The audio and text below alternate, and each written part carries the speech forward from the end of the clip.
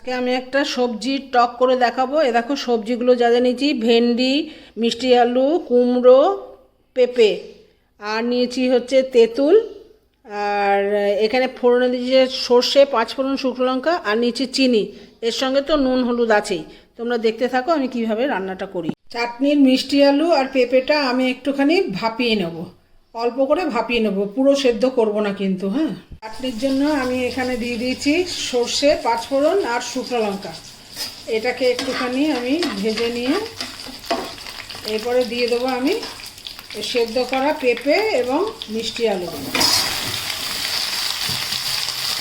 করা রাঙা আলু আর পেঁপেটা আমি এবার একটু কষিয়ে দেখো। এখন দিয়ে দিয়েছি ভেন্ডি, কুমড়ো, একসঙ্গে সব নুন হলুদ সব দিয়েছি। এবার এটাকে আমি একটু ঢাকা দিয়ে কষিয়ে নেবো, বুঝলে তো। সবজিগুলো দেখো কষানো হয়ে গেছে। এরপরে এর মধ্যে আমি তেঁতুলের কাপটাকে দিয়ে দিলাম।